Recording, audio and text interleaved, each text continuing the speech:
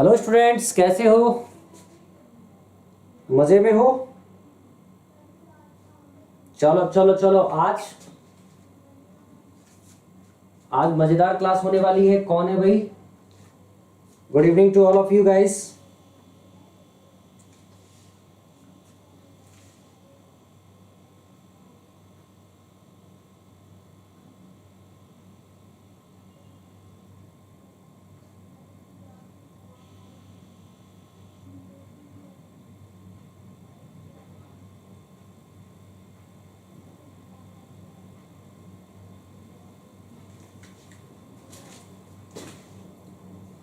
हम्म।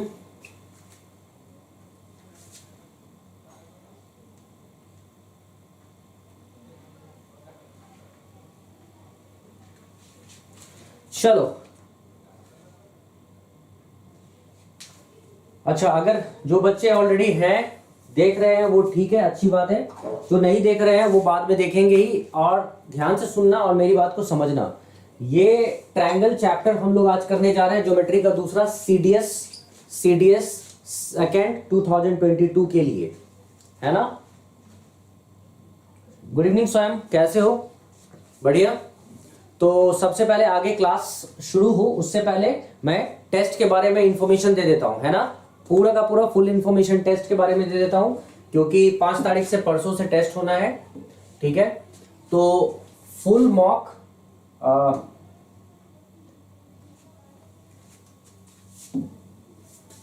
हाँ, फुल,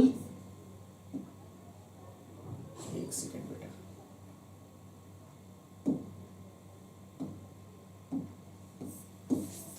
ये क्या हो रहा है भाई?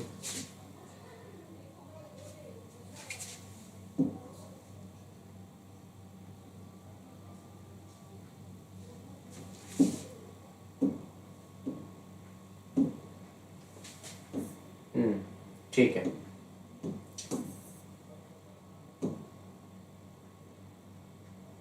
ठीक है, ध्यान से देखो बच्चे। CDS CDS 2022 full mock test के नाम से, ठीक है, कोर्स है full mock test CDS 2022 full CDS 2022 mathematics full mock test के नाम से कोर्स है, जिसका लिंक डिस्क्रिप्शन में दिया हुआ है। ठीक है, डिस्क्रिप्शन में कुमार मैथमेटिक्स ऐप है, उसमें जाकर इस कोर्स में इनरोल कर सकते हैं। तो जिन बच्चों को ये एग्जाम देना है, ये मॉक टेस्ट देना है, वो मेरे कुमार मैथमेटिक्स ऐप में जाएंगे और जाकर इनरोल करेंगे। लिंक मैंने डिस्क्रिप्शन में रख दिया है। ठीक है, पहली बात तो ये। दूसरी चीज, इसको, ये जो टेस्ट है वो 5 अगस्त से शुरू हो रहा है, 5 अगस्त से। ठीक है, एकदम मॉड्यूल बना हुआ है, 5 अगस्त से शुरू हो रहा है, और आपको लास्ट 31 अगस्त तक सारा का सारा टेस्ट क्लियर कर लेना है ना। ये बहुत ही इंपॉर्टेंट टेस्ट होगा। किस पॉइंट ऑफ व्यू से? अगर कोई बच्चा प्रिपेयर्ड है तो बहुत बढ़िया है। अगर नहीं प्रिपेयर्ड है तो भी वो कहीं ना कहीं अपने आप को बहुत ही अच्छे इंप्रूव्ड कंडीशन में पाएगा इस टेस्ट को देने के बाद। तो 5 अगस्त से ये फुल मॉक टेस्ट, ठीक है, जिसका लिंक तुमको डिस्क्रिप्शन में मिल रहा है, इसमें जाके इनरोल कर लो। ठीक है, ये जाकर इनरोल कर लो। जिन बच्चों को देना है अभी के अभी इनरोल कर लो। 5 अगस्त तक समय है, 5 अगस्त से ये शुरू हो जाएगा। ठीक है, तो इस चीज को, इसके बारे में हम बाद में और भी बातें करेंगे। फिलहाल जो इंपॉर्टेंट बातें हैं वो ये है कि आपको जल्द से जल्द इसमें इनरोल करना है ना। अब शुरू करते हैं पढ़ाई। ठीक है, सीडीएस के बच्चों के लिए आज मैं नया ज्योमेट्री में कॉन्सेप्ट लेकर आया हूं। ठीक है, वो है ट्रायंगल। ठीक है, हम ट्रायंगल करेंगे। आज का टॉपिक क्या होगा? ट्रायंगल। तो देखो और समझो, समझने का प्रयास करना बच्चे। ठीक है, आ जाओ।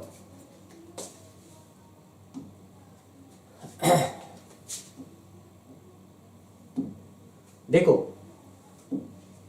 ट्रायंगल में कुछ भी पढ़ाने से पहले कुछ बातें हैं थोड़ी देर तक सब देखते जाओ, सुनते जाओ, सीखते जाओ, ठीक है। कोई भी क्वेश्चन मैं तो फटाफट करा दूंगा क्वेश्चन, लेकिन तुमको प्रॉब्लम होगी अगर तुम जानोगे नहीं तो मैं सबसे पहला काम क्या करूंगा, तुम लोगों को बढ़िया से अच्छे से पूरा का पूरा यहाँ पे ट्रायंगल के बारे में, क्या ट्रायंगल है, कैसे हम ट्रायंगल को पढ़ते हैं, क्या क्या चीजें ट्रायंगल की पढ़नी होती है हम लोगों को, ठीक है। वन बाय वन मैं सारी चीजें तुमको समझाता चला जाता हूं, ध्यान से देखना और समझना। सबसे पहले बेटा ध्यान से देखो, ट्रायंगल होता है, ट्रायंगल जो होता है, ट्रायंगल के फॉर्मेशन को समझो, ठीक है। ट्रायंगल एक क्लोज्ड फिगर है, ठीक है, जहां पे 3 साइड्स होते हैं, राइट, एकदम समझते जाओ। ट्रायंगल एक क्लोज्ड फिगर है जिसमें 3 साइड्स होते हैं, ए बी सी। अच्छा, ये मैं पूरा डिस्क्रिप्टिव वे में नहीं पढ़ाऊंगा क्योंकि अभी प्रैक्टिस कराना है मुझे तुम्हें, ठीक है, लेकिन मैं तुम्हें सारी बेसिक बातें और इंपॉर्टेंट थ्योरम्स ये सब बता दूंगा ताकि तुम इजीली इसको कर सको, सॉल्व क्वेश्चंस को कर सको वन बाय वन। तो यहाँ पे ए बी और सी स्वयं और बाकी बच्चे जो भी हो, ठीक है, क्लास के लिए बता दो कि क्लास चल रही है सीडीएस की, बच्चे आ जाएंगे तत्काल। अभी देख रहा हूं कि बच्चे टर्न अप नहीं कर पा रहे हैं यहाँ पे, ठीक है।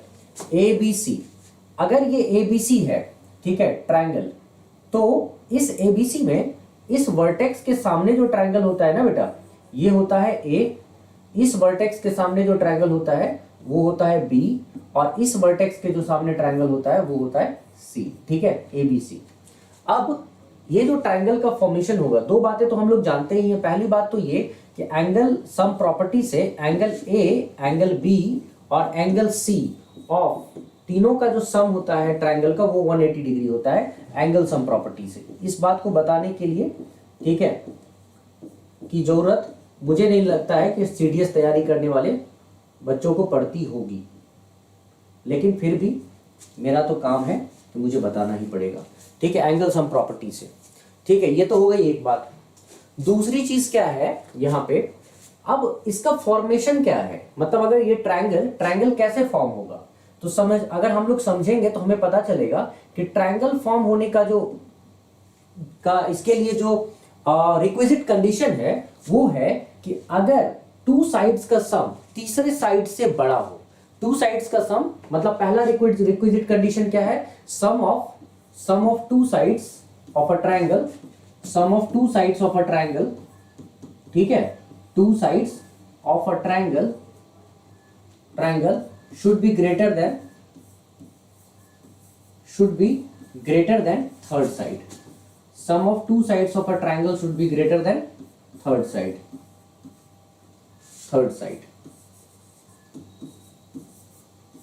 2 sides of this triangle should be greater than third side. ठीक है, इसका मतलब क्या हुआ, इसका साधारण सा मतलब ये हुआ कि अगर 2 साइड का सम ए और बी अगर मैं जोड़ता हूं, ठीक है, ए और बी वो हमेशा सी से बड़ा होगा। अगर मैं बी और सी जोड़ता हूं वो हमेशा बी और सी हमेशा ए से बड़ा होगा, और जब मैं सी और ए जोड़ता हूं तो वो हमेशा, ठीक है, बी से बड़ा होगा। ये एक कंडीशन सबसे इंपॉर्टेंट कंडीशन में से है ट्रायंगल के फॉर्मेशन में कि पहला sum of 2 sides of a triangle should be greater than the third side, मतलब किसी भी ट्रायंगल के 2 साइड का सम हमेशा तीसरे साइड से बड़ा होगा, ठीक है। ये हो गई एक बात। दूसरी चीज जो होती है वो भी हमारे लिए उतना ही इंपॉर्टेंट है, और वो कौन सी चीज है, तो मैं यहां पे उस चीज को यहां लिखूंगा। दूसरा, difference of the 2 sides of a triangle is always less than the third side. Hello Ritvik, कैसे हो बच्चे, गुड इवनिंग, क्या हाल चाल, अच्छे हो, ठीक है। दूसरा क्या है, difference of 2 sides of a triangle is always less than third side, ठीक है। मतलब ये दोनों कंडीशन इंपॉर्टेंट है कि ट्रायंगल के 2 साइड का सम जो होता है वो तीसरे साइड से छोटा होगा। तो इसका मतलब ये हुआ कि अगर सम डिफरेंस, मतलब दो साइड का जो डिफरेंस है वो तीसरे साइड से छोटा होगा, तो इसका मतलब ये हुआ कि ए और बी का जो डिफरेंस है, अगर किसी ने मुझसे पूछा ए और बी क्या होता है, तो वो सी से छोटा होता है। ठीक है, फिर हमें किसी ने पूछा बी और सी का जो डिफरेंस होता है, ए और बी का डिफरेंस सी से छोटा, तो बी और सी का डिफरेंस ए से छोटा होता है। और फिर हमसे किसी ने पूछा सी और ए का डिफरेंस, तो ये बी से छोटा होता है। सीधी सी बात है, बहुत ही सिंपल सा केस था और हम लोगों को समझ में आ गया, हमने यूज कर लिया इसको, है ना। तो दोनों कंडीशन हम समझ में अगर आ गया हो, देख लो ठीक से, कोई दिक्कत होती है तो पूछ भी सकते हो मुझसे। ठीक है, कोई भी कंडीशन जो तुम्हें लगे तो पूछ सकते हो मुझसे। ठीक है,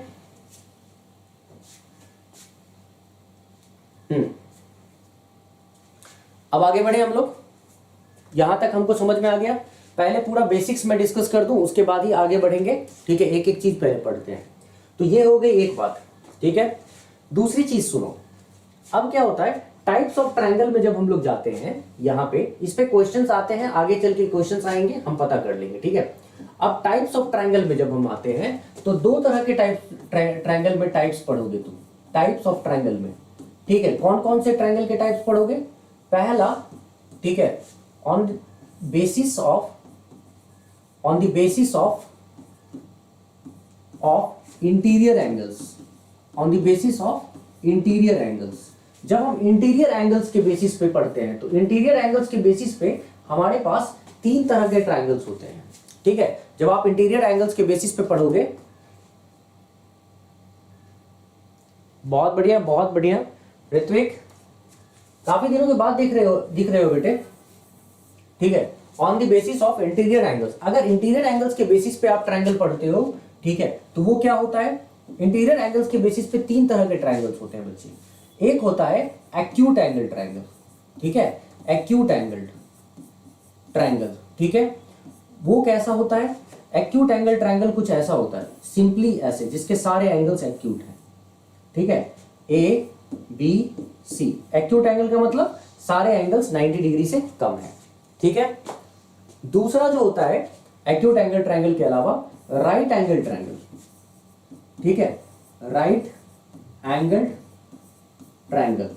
ठीक है, राइट एंगल ट्रायंगल कैसा होगा बताने की जरूरत तो नहीं है, ये एक 90 डिग्री और ये ABC, ये होता है राइट एंगल ट्रायंगल। और तीसरा जो एक ट्रायंगल होगा, ठीक है, इंटीरियर एंगल पे, वो है ऑब्ट्यूज एंगल ट्रायंगल। ठीक है, ऑब्ट्यूज एंगल ट्रायंगल मतलब जिस ट्रायंगल का एक एंगल ऑब्ट्यूज हो, मतलब मोर देन कितना हो, 90 डिग्री हो। ठीक है, और इसका मतलब ये ट्रायंगल कैसा दिखेगा बेटा, ऐसा दिखेगा, ऐसा दिखेगा। ठीक है, देखो तो ये ट्रायंगल मोर देन 90 डिग्री है। तो इस केस में ये तीन ट्रायंगल्स आपको इंटीरियर एंगल के बेसिस पे आपको देखने को मिलेगा। ये PQR मान लो। ठीक है, इंटीरियर एंगल के बेसिस पे आपको तीन ट्रायंगल देखने को मिला, एक्यूट एंगल, राइट एंगल और obtuse angle, obtuse angle triangle. ठीक है, ये हो गई एक बात। अब सुनो, ये तो बेसिस ऑफ इंटीरियर एंगल्स था, लेकिन अगर on the basis of length पूछा गया हमसे, ठीक है, हमसे पूछा गया सेकेंड टाइप में, on the basis of length, on the basis of length, on the basis of length. ठीक है, on the basis of length क्या होगा, यहां पे सबसे पहला स्केलिन ट्रायंगल। अगर आप लेंथ के बेसिस पे जाओगे तो आप देखोगे सबसे पहले आपको आएगा स्केलिन ट्रायंगल। ठीक है, स्केलिन ट्रायंगल। ये स्केलिन ट्रायंगल क्या हुआ, तो यहां पे स्केलिन ट्रायंगल का मतलब होता है कि एक ऐसा ट्रायंगल जिसके सारे साइड्स अनइक्वल हो, means all the sides of a scalene triangle are unequal. तो ऐसे केस में हम आराम से कह सकते हैं यहाँ पे कि AB not equal to BC not equal to CA। ठीक है, ये स्केलिन ट्रायंगल होता है। अच्छा, दूसरे में आ जाओ। स्केलिन ट्रायंगल के अलावा जब हम आगे बढ़ते हैं तो आइसोसेलेस ट्रायंगल। ठीक है, आइसोसेलेस ट्रायंगल ABC, जहां पे दो साइड्स इक्वल होते हैं। ठीक है, AB और AC सपोज इक्वल है, तो ऐसे ट्रायंगल को हम लोग आइसोसेलेस ट्रायंगल कहते हैं, where two sides of a triangle are equal. ठीक है, आइसोसेल्स, ठीक है, आइसोसेल्स ट्रायंगल। और तीसरा जो होता है लेंथ के बेसिस पे वो होता है इक्विलैटरल ट्रायंगल।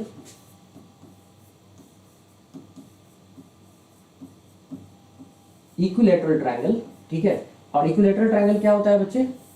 ऐसा ट्रायंगल जो जिसके तीनों साइड्स इक्वल हो, ठीक है, तीनों साइड्स इक्वल हो। मतलब ये हो गया हम लोगों को टाइप्स ऑफ ट्रायंगल। और ये टाइप्स ऑफ ट्रायंगल कैसे है, किस आधार पे है? तो एक हो गया इंटीरियर एंगल्स के आधार पे 3 ट्रायंगल्स, और दूसरा हो गया तो हम लोगों को लेंथ के आधार पे 3 ट्रायंगल्स, ठीक है।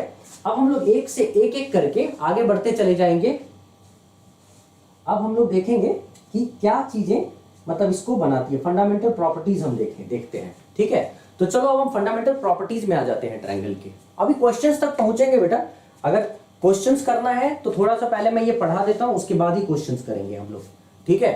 तो तब मजा आएगा करने में हमको, नहीं तो बाद में पूछ लोगे क्या लगा दिया सर, क्या लगा दिया, ऐसे तो फिर मजा नहीं आएगा, है ना। तो अब हम लोग चलते हैं यहाँ पे। इस केस में तो हमने जब लिख दिया A B equal to B C equal to A C, और सारे एंगल्स जो होते हैं ना ये 60-60 डिग्री होते हैं। ये बात तो हम लोगों को बताने की जरूरत भी नहीं पड़ती है, ठीक है। लेकिन कुछ बहुत ही कमजोर बच्चे जो बेसिक्स भी नहीं पढ़े हो वो देखेंगे तो वो सीख जाएंगे, ठीक है। ये हो गई एक बात। चलो उसके बाद हम लोग चलते हैं आगे के पार्ट में। आगे के पार्ट में आते हैं हम लोग फंडामेंटल प्रॉपर्टीज में ऑफ ट्रायंगल में। फंडामेंटल प्रॉपर्टीज ऑफ ट्रायंगल, ध्यान से सुनते जाना, फंडामेंटल प्रॉपर्टीज, क्योंकि अभी सवाल आएगा ना तो तुम उस समय कहोगे कि सर हमें तो समझ ही नहीं आया फंडामेंटल प्रॉपर्टीज ऑफ ट्रायंगल, ठीक है। तो फंडामेंटल प्रॉपर्टीज ऑफ ट्रायंगल में क्या सब आता है? सबसे पहला जो आएगा वो ये कि एक ट्रायंगल है हमारे पास। ओहो,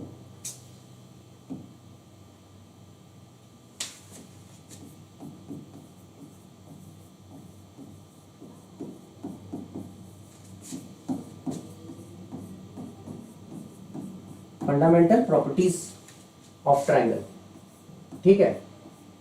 इसमें देखो क्या आएगा तुमको। इसमें पहला तो प्रॉपर्टी में जो आएगा वो ये कि एक ट्रायंगल है हमारे पास, है ना। ये एक ट्रायंगल है, ध्यान से सुनना मेरी बात को। मान लो ऐसे ही एक ट्रायंगल है जिसके 3 साइड्स हैं हमारे पास दिए हुए, ए बी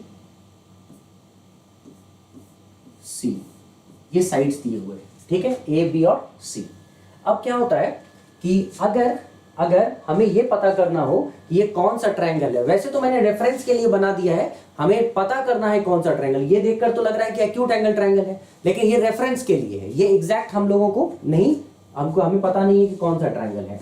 तो अगर हमें पता करना हो कौन सा ट्रायंगल है तो हम सबसे पहले क्या देखते हैं कि अगर ए स्क्वायर और बी स्क्वायर, माना एक साइड, 2 साइड के स्क्वायर का जो सम होता है, ए स्क्वायर और बी स्क्वायर अगर सी स्क्वायर से बड़ा हो, ठीक है, ए स्क्वायर और बी स्क्वायर माने 2 साइड के स्क्वायर का सम तीसरे साइड से के स्क्वायर से बड़ा हो, तो ऐसे केस में ये ट्रायंगल एक्यूट एंगल ट्रायंगल कहलाता है। ये होगा acute angle triangle. Fundamental properties में एकदम ध्यान रखना है, सवाल एग्जाम में आता है ये, ठीक है, एक्यूट एंगल ट्रायंगल। और सबसे बड़ी बात क्या है पता है, सबसे अच्छी बात ये है ना बच्चे कि सीडीएस का जो एग्जाम है, ये तो एसएससी के एग्जाम में तो है, आता ही आता है। सीडीएस का जो एग्जाम है ना, सीडीएस के एग्जाम में लैंग्वेज बेस्ड क्वेश्चन बहुत आता है फंडामेंटल प्रॉपर्टीज पे, ठीक है। थ्योरम्स डायरेक्ट थ्योरम्स उठा के दे देते हैं स्टेटमेंट्स में, है ना, और उससे मल्टीपल चॉइस क्वेश्चंस निकालते हैं। तो ये बात हमेशा ध्यान रखना कि जब भी सवाल पूछा जाएगा ना तो एकदम तैयार रहो, ऐसे नहीं मतलब कि हाँ पढ़ लिया जानते हैं, ठीक है, बेसिक खाली क्वेश्चंस कर रहे हैं, थ्योरी नहीं समझ में आया तो छूट गया तो कोई बात नहीं, ऐसा नहीं है। थ्योरी तो आपको पढ़ना ही पड़ेगा, ठीक है, थ्योरी भी आपको पढ़ना पड़ेगा, नहीं तो आप गलत करेंगे एग्जाम में क्वेश्चन, ठीक है। तो पहला तो ये हो गया कि एक्यूट एंगल ट्रायंगल है। दूसरी चीज क्या होती है कि अगर 2 साइड के स्क्वायर का सम, 2 साइड के स्क्वायर का सम तीसरे साइड के स्क्वायर के बराबर हो रहा हो तो, ठीक है, इस तरह के केस में आपको ये राइट एंगल ट्रायंगल दिखेगा। क्या दिखेगा? राइट एंगल ट्रायंगल, ठीक है, ये आपको दिखेगा राइट एंगल ट्रायंगल, ठीक है। और तीसरा जो होता है वो ये कि अगर आपको ए स्क्वायर और बी स्क्वायर का सम, मतलब दो साइड के स्क्वायर का सम अगर तीसरे साइड के स्क्वायर से छोटा हो रहा हो, तो ये वाला जो ट्रायंगल होगा वो कौन सा ट्रायंगल होगा? Obtuse angle. अब क्या होता है कि मैंने बहुत सारे बच्चों को देखा है, ठीक है, एंगल ऑब्ट्यूज एंगल ट्रायंगल मैंने बहुत सारे बच्चों को देखा है, ठीक है। सर हमें आता है सर, हाँ आप मुझसे पूछ लो, हमें आता है, हम आपको तुरंत जवाब दे देते हैं। लेकिन जब एग्जाम में क्वेश्चन आता है ना, ये सब आता है, तुम्हें आता है, मुझे पता है, लेकिन जब क्वेश्चन आएगा ना तो क्वेश्चन के वक्त क्या करेगा? अरे सर यहाँ पे क्या हो गया, कुछ पता ही नहीं चला। ठीक है, क्यों नहीं पता चला भाई? तो पता नहीं सर, क्वेश्चन बड़ा मुश्किल दिख रहा था, ठीक है। क्यों? समझ में नहीं आ रहा था क्वेश्चन। कैसे समझ में नहीं आ रहा था? क्यों? क्योंकि अस्थिर से बैठ नहीं सकते हैं, हम क्वेश्चन देखने में लगे हुए रहते हैं, ठीक है। और थियोरेटिकल जो बातें होती है वो समझते ही नहीं है, और ज्योमेट्री बिना थ्योरी के समझ लोगे? संभव नहीं है ना बेटा, ठीक है। तो सबसे पहले क्या होता है कि अपने आप को फिक्स करो, प्रॉपर्टीज, जो जो चीजें सिखाई जा रही है वो सारे इंपॉर्टेंट होते हैं, and that's why we should be very careful about it. We should know each and every property. अब ध्यान से चलते हैं आगे वाले फंडामेंटल प्रॉपर्टीज, ये पहला था, ठीक है। अब हम लोग चलते हैं फंडामेंटल प्रॉपर्टीज दूसरा में, सेकेंड प्रॉपर्टी में चलते हैं। सेकेंड प्रॉपर्टी में क्या है? Sign formula. साइन फॉर्मूला क्या है बेटा? साइन फॉर्मूला बहुत ही सिंपल सा कॉन्सेप्ट है। साइन फॉर्मूला में हमें कुछ खास करना नहीं है इसमें, ठीक है। सभी ज्यादातर बच्चे इसके बारे में तो जानते ही हैं, ठीक है। मुझे ऐसा लगता है नहीं जानते हैं तो जान जाएंगे, अभी मेरे साथ तो है ही बच्चे, ठीक है। ये है मेरे पास ट्राइंगल, ठीक है, और इस ट्राइंगल में ए बी सी नाम का ट्राइंगल है मेरे पास, ठीक। अब क्या होता है इस ट्राइंगल में, ये हमने पहले से ही डिसाइड कर लिया कि ये ए साइड है, ये बी साइड है और ये सी साइड है, ठीक है। सी साइड मतलब समुद्री इलाका नहीं, सी लेंथ, ठीक है। अब यहां पे क्या होता है कि साइन फॉर्मूला कहता है कि अगर आप इस साइड को उठा रहे हो ए, तो सामने वाले एंगल को पकड़ो, ठीक है। आप बी उठा रहे हो तो इसके सामने वाला एंगल पकड़ो, आप सी उठा रहे हो तो इसके सामने वाला एंगल पकड़ो। तो सब side upon sine of the angle A, मतलब इसके सामने वाला जो एंगल है ए, वो प्रोपोर्शनल है, ठीक है, बी अपॉन दूसरे साइड और उसके सामने वाले sine of the angle B के, और सी अपॉन तीसरे साइड और उसके सामने वाले एंगल सी के, ठीक है। ये आपका साइन फॉर्मूला है, ठीक है। साइन फॉर्मूला पे ढेर सारे क्वेश्चंस आए हुए हैं एग्जाम्स में, और इसको देखोगे तो धीरे धीरे सीखोगे, समझोगे किस तरह का क्वेश्चन। कई बार तो सीडीएस ने डायरेक्ट सवाल पूछा है। कैसे पूछा है पता है? सीडीएस ने सवाल पूछा था हमसे, एक क्वेश्चन पूछा था कि अगर, एक बार सीडीएस में पूछा गया क्वेश्चन था कि अगर तीन ट्राइंगल में तीन एंगल का रेशियो 1:2:3 है, ठीक है। ट्राइंगल में तीन एंगल का रेशियो 1:2:3 है, माने angle A is to angle B is to angle C क्या है? 1:2:3 है। तो बताओ कि इसके सामने के जो साइड्स होंगे ना, A is to B is to C, उसका रेशियो क्या होगा? ये पूछा गया था, ठीक है। ऐसा क्वेश्चन पूछा गया था, बड़ा ही साधारण सा सवाल था, इसमें कोई कुछ करने की जरूरत ही नहीं थी, ठीक है।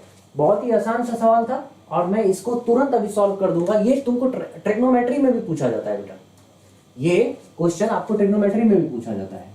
तो अगर मैं इस सवाल को करूं, कौन बताएगा मुझे? A is to B is to C अगर 1:2:3 रेशियो है, तो अगर angle A is to angle B is to angle C 1:2:3 ratio है, तो मुझे बताएगा कौन कि ए मतलब सामने वाला साइड, बी ये वाला साइड, और सी तीनों साइड का रेशियो क्या होगा? कौन बताएगा मुझे? जल्दी बताओ तो फटाफट।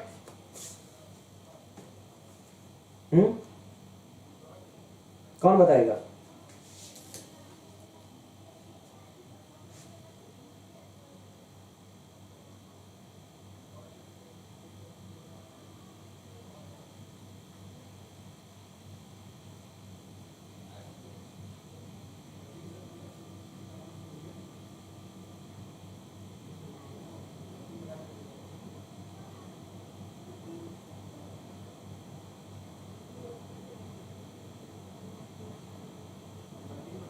जल्दी से।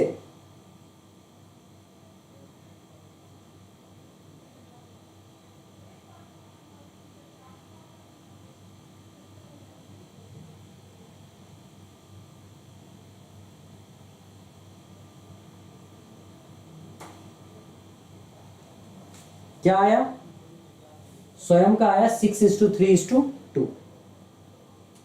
ओके, और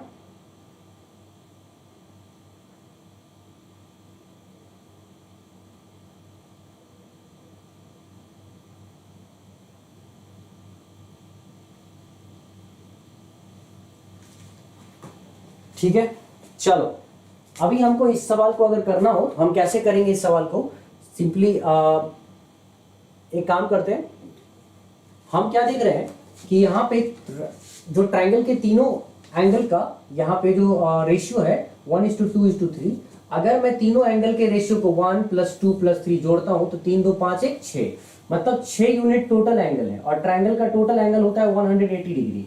तो 6 यूनिट अगर 180 डिग्री के तो 1 यूनिट 30 डिग्री, और अगर 1 यूनिट 30 डिग्री हो गया तो एंगल ए कितना हो गया, 1 यूनिट इट मींस 30 डिग्री। तो 1 unit 30 degree, angle A 30 degree हो गया। एंगल बी कितना हो गया, 2 × 30, ठीक है, 2 × 30, 2 × 30 का मतलब क्या हो गया यहाँ पे 60 डिग्री, और फाइनली एंगल सी कितना हो गया 3 × 30, दैट मीन 90 डिग्री। ये 90 डिग्री है नहीं, मतलब इसी ट्रायंगल में हमने दे दिया, बना दिया, मान के चलो कि ये 90 डिग्री है ना, इसमें हम ये मान के चल रहे हैं कि 90 डिग्री है। तो अभी हम क्या देख रहे हैं कि अगर मान लो कि ये 90 डिग्री है, 30 60 90, तो हम लोगों को क्या करना है, sine of the angle use, sine formula use करना है। और साइन फॉर्मूला यूज करते वक्त हम क्या देख रहे हैं, a/sin a, साइन ए क्या है बेटा 30 डिग्री, ठीक है, equal to b/sin b, b/sin b, sin b क्या है हम लोगों का 60 डिग्री, ठीक है, और c/sin c, sin c क्या है हम लोग का 90 डिग्री। और अगर मैं इसको किसी भी कांस्टेंट के बराबर रख देता हूं, k के बराबर, तो अभी हम क्या देख पा रहे हैं यहाँ पे कि अगर मैं इसको सॉल्व करूंगा तो a/sin 30 degree is 1/2, b/sin 60 degree is √3/2, और c/sin 90 डिग्री 1, ठीक है, और ये किसके बराबर हो गया, k के बराबर। तो जब मैंने इसको सॉल्व करना शुरू किया तो a इक्वल टू क्या हो गया, k × 1/2 means k/2 means 1/2k। तो हमने जब इसको सॉल्व करना शुरू किया तो पूरा का पूरा देखो तो क्या आ गया, a आ गया हम लोगों का k/2, ठीक है। अच्छा, b/√3/2 को अगर k से अगर हमने इक्वेट किया, b/√3/2 इक्वल टू k, तो b क्या हो गया √3/2k, मतलब b आ गया हम लोग को √3/2k। और फाइनली c/1 अगर k है तो c क्या आ गया k। तो मैं जब a:b:c निकालूंगा, मैं यहां लिख रहा हूं, ठीक से देखना, अगर मैं यहाँ पे a:b:c निकालूंगा, a b c, तो मैं यहाँ पे क्या लिखूंगा 1/2k, ठीक है, मीन्स k/2, √3/2k, और यहाँ पे क्या लिखूंगा मैं c = k, सीधा k। तो यहाँ पे k कट गया, k कट गया, k कट गया, कॉमन है, तो क्या बचा यहाँ 1/2 √3/2 1, ठीक है। ओहो नो,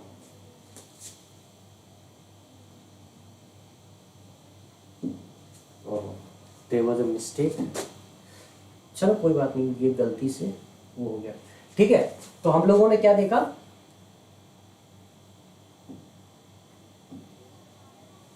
ए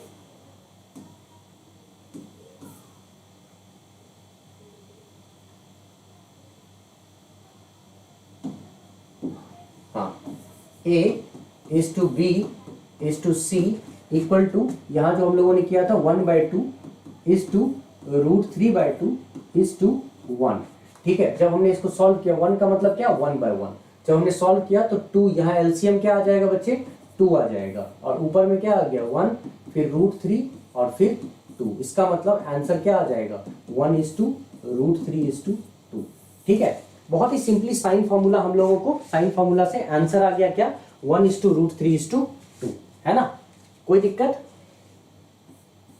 समझ में बात आ रही है। तुम स्वयं क्या आया था 6:3:2, रॉन्ग हो गया ना बेटा। जैसे ही आपको पता चला कि a:b:c माने तीनों का जो रेशियो है एंगल का 1:2:3 है, तो इसका मतलब जो रेशियो होगा इसके साइड्स का, ठीक है, वो 1:√3:2। सीडीएस ने इस सवाल को कई दफे पूछा है, बहुत बार पूछा है इस सवाल को, है ना, एकदम इसको समझना, बहुत इंपॉर्टेंट है। चलो अब थोड़ा सा आगे बढ़ते हैं, मतलब फंडामेंटल प्रॉपर्टीज में साइन फॉर्मूला तो हो गया, साइन फॉर्मूला के अलावा जो दूसरा फॉर्म होता है वो कौन सा होता है, इसके आगे हम लोग चलते हैं। साइन फॉर्मूला के अलावा जो तीसरा प्रॉपर्टी होता है, दो प्रॉपर्टीज हो गए, अब तीसरा जो प्रॉपर्टी होगा वो होगा कोसाइन फॉर्मूला। ठीक है, कोसाइन फॉर्मूला क्या होता है बेटा, कोसाइन फॉर्मूला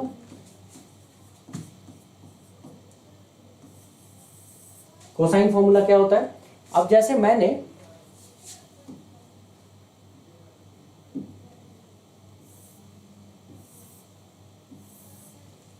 ठीक है, जैसे मैंने ये ट्रायंगल बनाया, ठीक है, अब ये ट्रायंगल में क्या है, ए बी सी। अब हमें पता है कि इसके सामने का जो साइड है, इस ट्रायंगल के सामने का जो साइड है, इसको तुम ए कहोगे, इस साइड को तुम बी कहोगे और इस साइड को तुम कहोगे सी। ठीक है, ये हमें समझ में आ गया। अब क्या होता है कि अगर मैं कोसाइन फॉर्मूला चाहता हूँ, कोसाइन मतलब कॉस का इस्तेमाल चाहता हूँ, तो हमको कॉस का यहाँ पे इस्तेमाल बहुत ही आसानी से हम कर सकते हैं। कॉस कैसे हम इस्तेमाल करते हैं कॉस का, तो इस चीज को तुम देखोगे और समझोगे अच्छे से, बहुत ही फटाफट हो जाएगा तुम्हारा काम। कोसाइन में क्या होता है कि मैं अगर इस ए एंगल को यूज करना चाहता हूँ, अगर ए एंगल है, ए अगर कॉस में आया, अब इसको समझो अच्छे से, अगर ए हमारा कॉस में आया, कॉस ए मैं ले रहा हूं, तो मुझे क्या करना पड़ेगा, इसके आजू बाजू के साइड को, माने इस साइड को और इस साइड को, ठीक है, इन दोनों साइड के स्क्वायर को जोड़ना पड़ेगा। माने अगर एंगल ए लोगे तो इसके आजू बाजू के साइड के स्क्वायर को जोड़ना पड़ेगा, माने बी स्क्वायर को और सी स्क्वायर को जोड़ना पड़ेगा, जो आजू बाजू साइड है। और जो सामने वाला साइड है, ए के जस्ट सामने वाला कौन सा साइड है, ए है, तो सामने वाले साइड को के स्क्वायर को सब्ट्रैक्ट करो और यहाँ पे डिवाइड कर दो 2 इंटू आजू बाजू वाले साइड को बी सी। ये हो गया तुमको कॉस ए।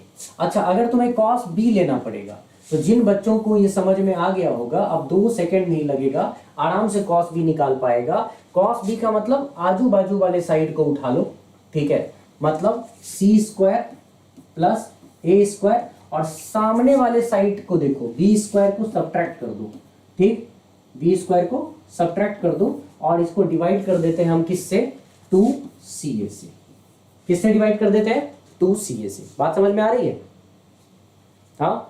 और इसका मतलब जब ये समझ में आ गया तो तुम्हें कॉस, मुझे लगता है c निकालना बहुत ही आसान लगेगा, है ना, कॉस c। ये कॉस c क्या है बेटे, क्या है, आजू बाजू वाला साइड क्या है, a और b, फटाफट लिखो, ए स्क्वायर प्लस बी स्क्वायर, ठीक है, माइनस सी स्क्वायर अपॉन 2ab, है ना। तो ये हो गया तुमको कोसाइन फॉर्मूला। आई होप तुम्हें समझ में आ रहा होगा साइन फॉर्मूला। तो फंडामेंटल प्रॉपर्टीज में हम लोगों ने जो सीखा, अभी क्या सब सीखा फंडामेंटल प्रॉपर्टीज में, पहली चीज तो कि ए स्क्वायर प्लस बी स्क्वायर अगर ग्रेटर है सी स्क्वायर के, तो हम उसको एक्यूट एंगल कहते थे। अगर A square plus B square equal है सी स्क्वायर के, तो राइट एंगल ट्राइंगल था। और ए स्क्वायर प्लस बी स्क्वायर अगर लेस देन सी स्क्वायर है तो वो ऑब्ट्यूज एंगल ट्राइंगल था। ये फंडामेंटल प्रॉपर्टी में पहला था। दूसरा प्रॉपर्टी था हम लोगों का sine rule, A by sine small A, माने side of the triangles by sine of the angle of triangles are proportional. Means अगर मैं साइड ऑफ द ट्राइंगल लेता हूं और उसके सामने वाला एंगल का साइन वैल्यू, ठीक है, उसकी प्रोपोर्शनैलिटी लेता हूं, सब एक दूसरे के प्रोपोर्शनल है, ठीक है। A upon sine A equal to B upon sine B equal to C upon sine A. और उसके बाद कोसाइन फॉर्मूला तो तुम देख ही रहे हो, तुमको कोसाइन फॉर्मूला में क्या पूछा जा रहा है। इससे आगे हम लोग चलते हैं, ठीक है। अब सेंटर्स ऑफ ट्राइंगल में चलते हैं, ठीक है। अब सवाल आना शुरू हो जाएगा। मैं अभी बहुत ज्यादा एंटर नहीं करूंगा, अब मैं सेंटर्स ऑफ ट्राइंगल करवा देता हूं। थोड़ा सेंटर्स ऑफ ट्राइंगल कर लो, है ना।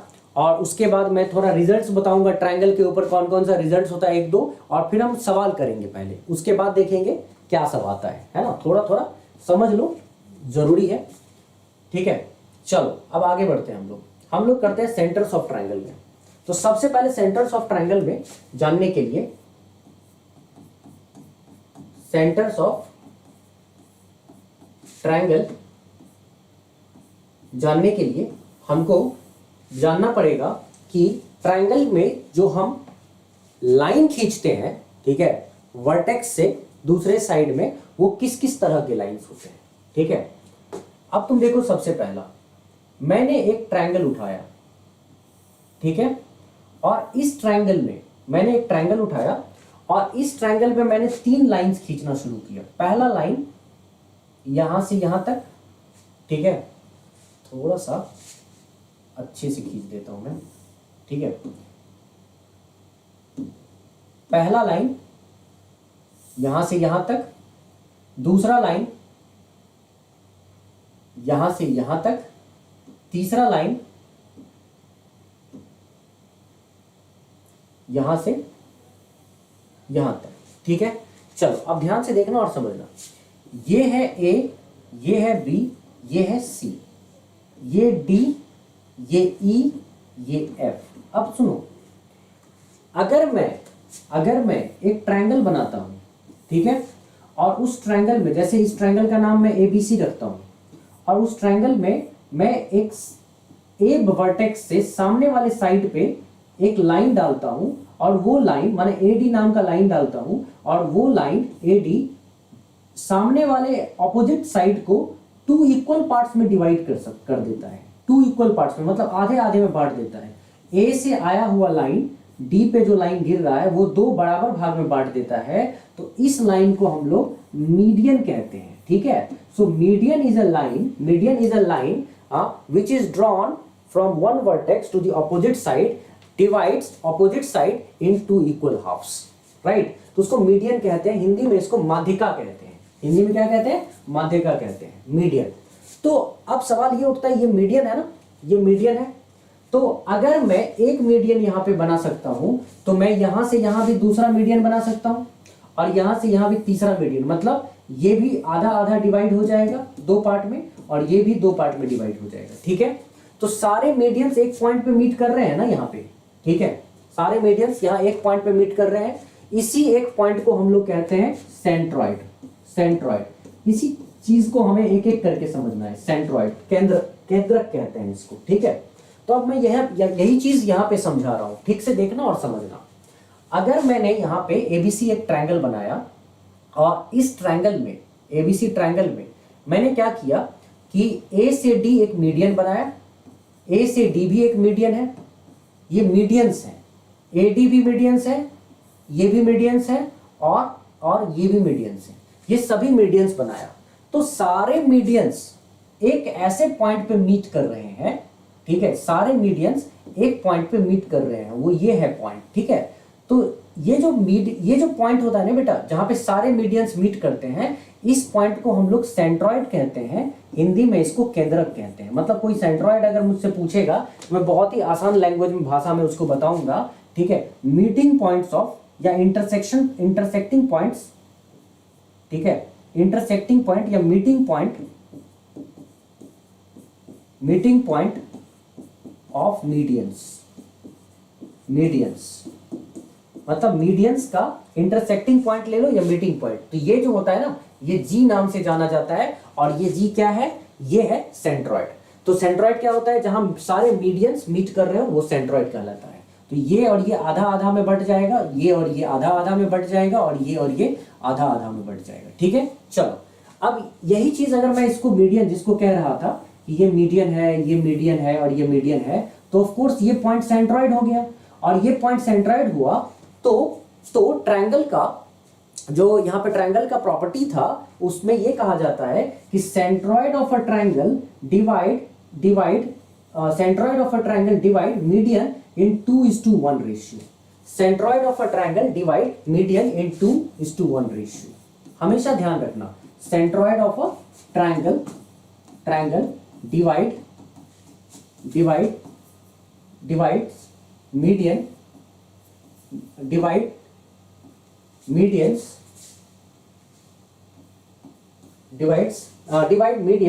in 2:1 ratio. ठीक है, centroid of a triangle divide median in 2:1 ratio. ये चीज हमको समझना है, ठीक है। 2:1 रेशियो है ना।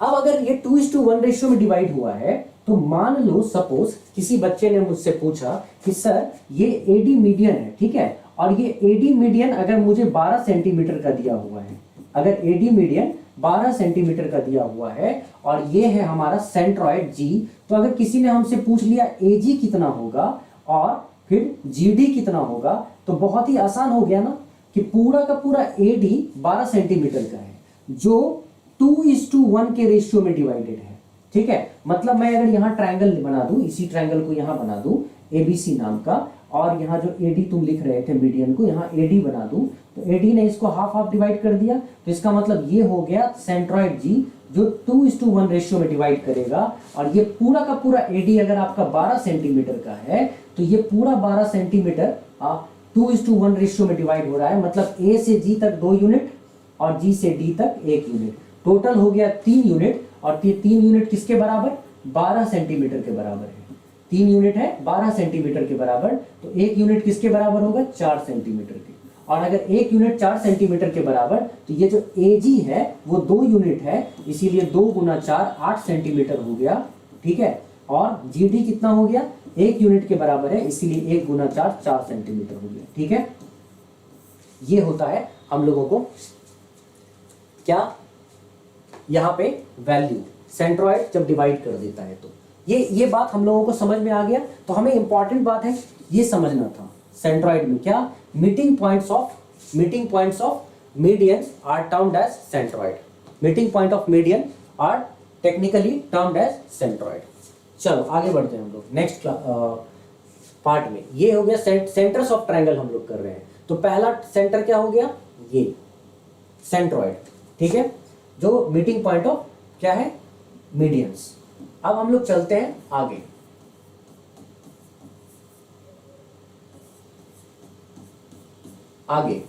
दूसरा कौन सा उठाएंगे हम? दूसरा हम उठाएंगे एक ट्रायंगल उठाया, ये है ट्रायंगल, ठीक है।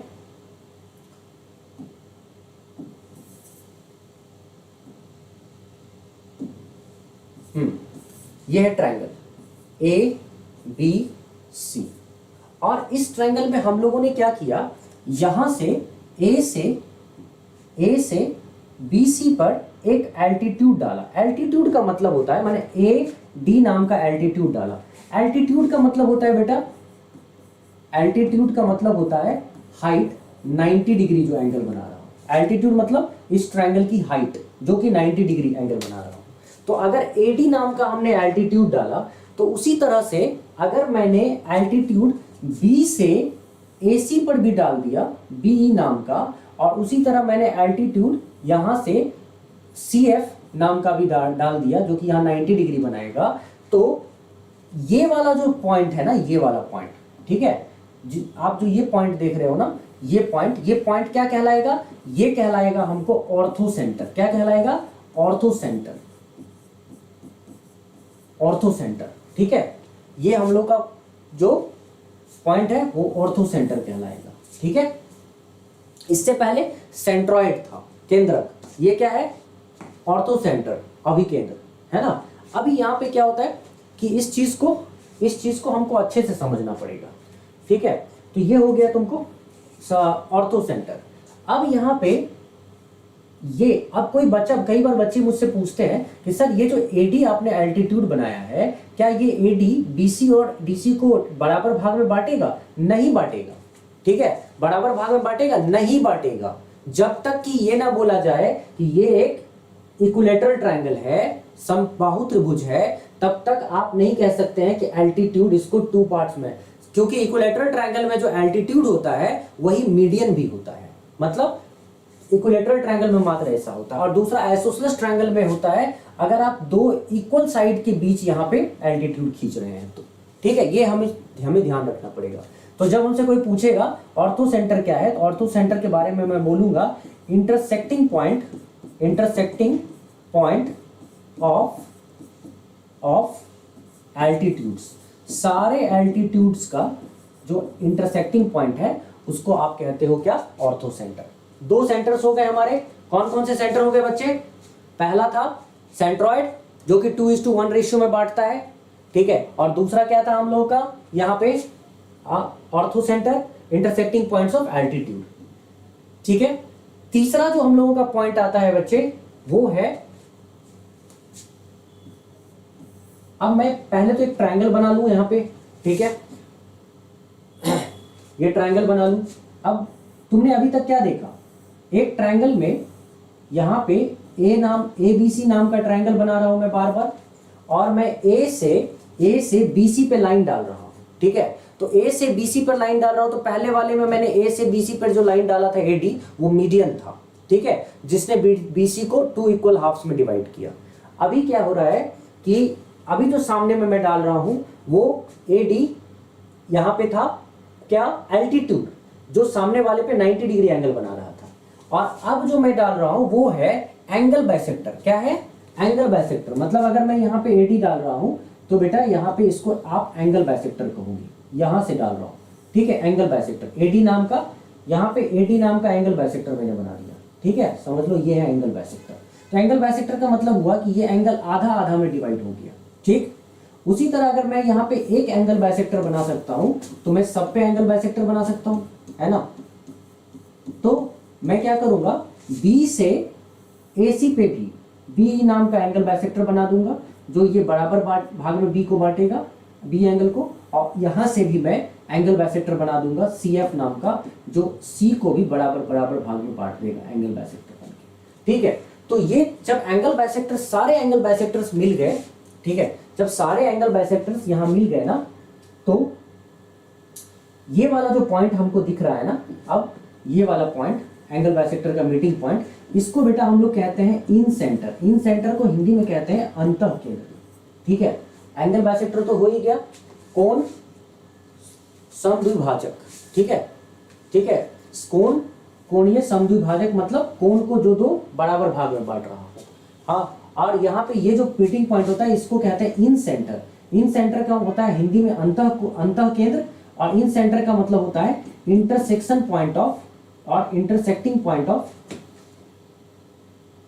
इंटरसेक्शन ऑफ, ऐसे सीधा सीधा कह देते हैं,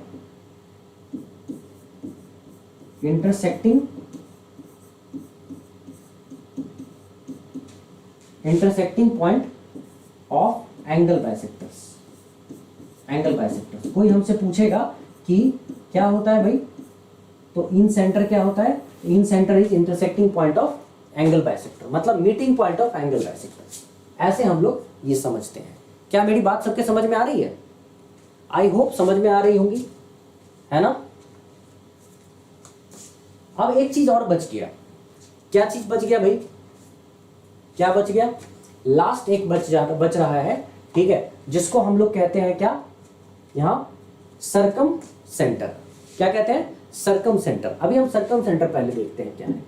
ठीक है, तो एक नया वो ले लेते हैं। अब देखो, एक बात बताओ, बस थोड़ी सी चीज मैं समझाता हूं, उसके बाद मुझे तुम बताना तुम्हें समझ आया कि नहीं। कल मैं बता रहा था तुमको लाइंस एंड एंगल्स में, मेरे पास ये लाइन है ए बी नाम का, और किसी ने मुझे इसको कहा, ठीक है, इसको कहा कि लाइन को परपेंडिकुलरली बाइसेक्ट करने के लिए, मतलब एक ऐसा लाइन यहाँ पे खींचने के लिए जो परपेंडिकुलर तो बनाए ही, साथ ही साथ इस लाइन को 2 इक्वल हाफ्स में बांट दे। तो हम लोग क्या करते थे, हम लोग यहाँ पे रखते थे, सब याद होगा तुम्हें, हम लोग यहाँ पे कंपास रखते थे और कंपास का हाफ से ज्यादा लेंथ लगाते थे और यहाँ पे ऐसे काटते थे। कंपास रखने के बाद हाफ से ज्यादा लेंथ लगा के इधर काटते थे, और उसी तरह हम लोग कंपास का हाफ से ज्यादा लेंथ लगा के कैसे करते थे, इधर काटते थे। उसी तरह यहाँ पे कंपास रख के आधे से ज्यादा लेंथ लगाएंगे और ऐसे करके यहाँ से काटेंगे, और यहाँ आधे से ज्यादा लगाएंगे तो यहाँ से काटेंगे, और काटने के बाद हम क्या करते थे, इनको मिला देते थे। ठीक है, मतलब जहाँ कटने वाला पॉइंट है वहां पे यहाँ मिला देते थे। तो मिलाने के बाद क्या होता था कि ये 90 डिग्री तो एंगल बनता ही बनता था, साथ ही साथ ये और ये हाफ हो जाता था। ठीक है, जिसको हम लोग परपेंडिकुलर बाइसेक्टर कहते थे। इसे हम लोग क्या कहते थे बच्चे, परपेंडिकुलर बाइसेक्टर कहते थे। परपेंडिकुलर बाइसेक्टर कहते थे। क्या कहते थे हम लोग, यहाँ पे इसको परपेंडिकुलर बाइसेक्टर कहते थे। बात समझ में आ रही है? इसे हम लोग कहते थे परपेंडिकुलर बाइसेक्टर। ठीक है, समझना इस बात को ठीक से और अच्छे से। तो अब हम अगर मान लो एक ट्रायंगल बनाते हैं, ठीक है, आप समझना इस बात को अच्छे से समझ जाओगे। अब हम यहाँ पे एक ट्रायंगल बनाते हैं, ठीक है, और इस ट्रायंगल में ये ए बी और सी नाम का ट्रायंगल है, और मैं इस ट्रायंगल में सब पे एक परपेंडिकुलर बाइसेक्टर बनाता हूँ। मतलब मैंने इस साइड बी सी को अगर मैं यहाँ पे काटूंगा, ठीक है, परपेंडिकुलर बाइसेक्टर बनाऊंगा तो ऐसा कुछ बनेगा परपेंडिकुलर बाइसेक्टर, ठीक है। उसी तरह अगर मैं AC को करूंगा तो यहाँ पे कट के ऐसे ऐसे कटेगा, ऐसे ऐसे कटेगा, और यहाँ पे बनेगा परपेंडिकुलर बाइसेक्टर। और उसी तरह अगर मैं AC को अगर बाइसेक्ट करना चाहूंगा, ऐसे ऐसे कट के यहाँ पे बनेगा परपेंडिकुलर बाइसेक्टर। ये तीनों एक पॉइंट पे मिलेंगे, तो ये जो है ना, ये परपेंडिकुलर बाइसेक्टर्स हैं, परपेंडिकुलर बाइसेक्टर्स, ठीक है, परपेंडिकुलर बाइसेक्टर्स। और परपेंडिकुलर बाइसेक्टर का मतलब क्या हुआ, एक तो 90 डिग्री ये सभी बना रहे हैं, सभी, और साथ ही साथ इसको इक्वल हाफ्स में भी डिवाइड कर रहे हैं। क्या कर रहे हैं, इक्वल हाफ्स में भी डिवाइड कर रहे हैं, ठीक। तो ये भी तो किसी पॉइंट पे मिल गए हैं, ये भी तो किसी पॉइंट पे मिल रहे हैं ना। तो ये जिस पॉइंट पे मिल रहे हैं ना, इसे हम लोग कहते हैं बेटा सर्कम सेंटर। इसको क्या कहते हैं, सर्कम सेंटर। इस पॉइंट को हम लोग कहते हैं सर्कम सेंटर। इस चीज को अगर बच्चे समझ गए तो बहुत मस्त हो जाएगा, ठीक है। मतलब मीटिंग पॉइंट ऑफ या intersecting point of perpendicular bisector, meeting point of perpendicular bisectors, ठीक है, meeting point of perpendicular bisectors, ठीक है। इतनी सी बात है जो हम लोगों को पॉइंट्स को समझने में हेल्प करता है, और ये बहुत ही इंपॉर्टेंट रहा हम लोगों के लिए, ठीक है।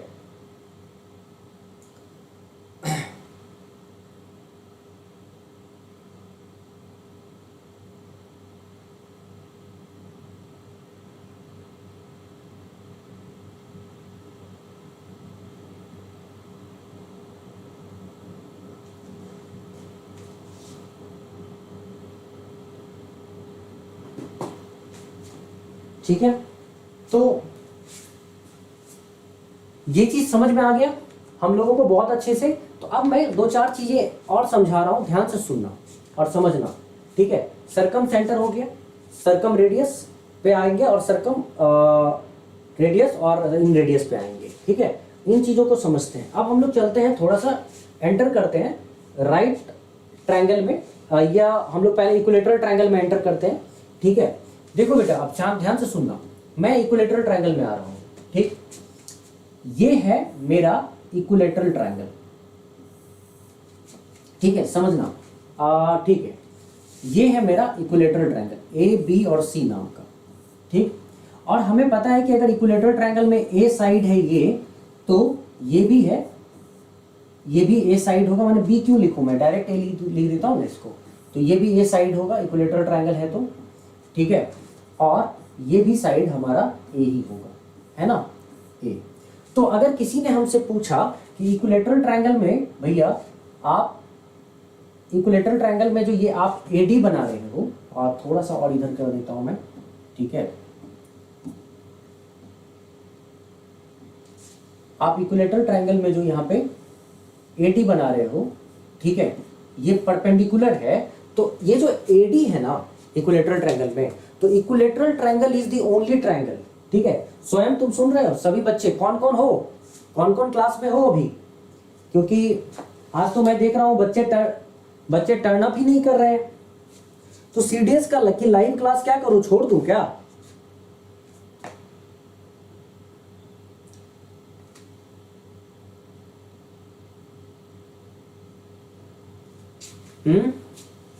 यहां मैं क्या देख रहा हूं बताओ।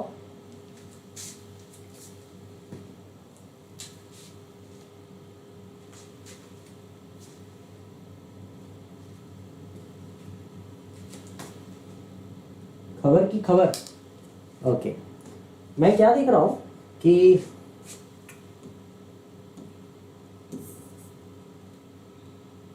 नॉर्मली मैं अगर कहीं किसी प्लेटफॉर्म पे पढ़ाता हूं, ठीक है, नॉर्मली किसी प्लेटफॉर्म पे पढ़ाता हूं, बड़े धीरे बहुत सारे प्लेटफॉर्म्स पे पढ़ाता रहा हूं। अभी अनअकैडमी पे पढ़ा रहा था, ठीक है, या फिर मैं दिल्ली के सबसे टॉप इंस्टीट्यूट्स वगैरह में पढ़ाता हूँ, वहाँ तो मतलब ऐसा होता है कि सर आप क्लास लो, आप क्लास लो, आप क्लास लो ऑनलाइन, ठीक है, यूट्यूब पे प्लीज प्लीज क्लास ले लो, प्लीज क्लास ले लो। और जब मैं यूट्यूब पे क्लास के लिए बोलता हूँ, पता नहीं देखो क्या हो जाता है बच्चों को,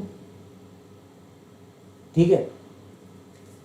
खैर कोई बात नहीं है, हम तो चलते रहेंगे, कारवां यूं ही जुड़ता रहेगा, है ना। तो तुम लोग आते रहो, एकदम पढ़ेंगे, हम लोग जम के पढ़ेंगे, धीरे धीरे अपने आप समझ में आ जाएगा बच्चों को कि मैं, ठीक है, इंटरनेट पे यूट्यूब पे आ चुका हूं, है ना। अभी तक देखा नहीं है ना, तो सीडीएस के अभी एक्सपर्ट फैकल्टी से मिले नहीं है। अब मैं आ चुका हूं, अब उनको पता चलेगा कि सीडीएस का मैथमेटिक्स के फैकल्टी कैसे होते हैं, है ना। चलो पहले पढ़ लो अच्छे से, उसके बाद फिर क्वेश्चन करेंगे, क्वेश्चन पे आएंगे, ठीक है। तो खबर की खबर, तुम बेटा तुम्हारा नाम क्या है, मैं भूल गया।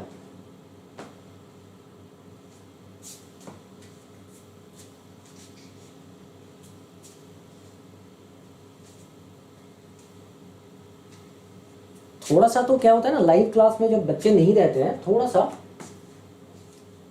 ऐसा लगता है ना, कम्युनिकेशंस में दिक्कतें आती हैं, ठीक है। लेकिन खैर कोई बात नहीं है, तुम लोग आते रहो पढ़ने के लिए, है ना। चलो बाद में जो बच्चे देखेंगे वो तो देखेंगे ही। हाँ हाँ, अब तो मैं YouTube पे रेगुलर रहूंगा, इसीलिए जिन बच्चों को जुड़ना होगा वो तो जुड़ ही जाएंगे, है ना। चलो बेटा अब ध्यान से सुनो। जब मैंने एक इक्विलैटरल ट्रायंगल पे, सबसे पहले तो मैं यहां लिख देता हूं,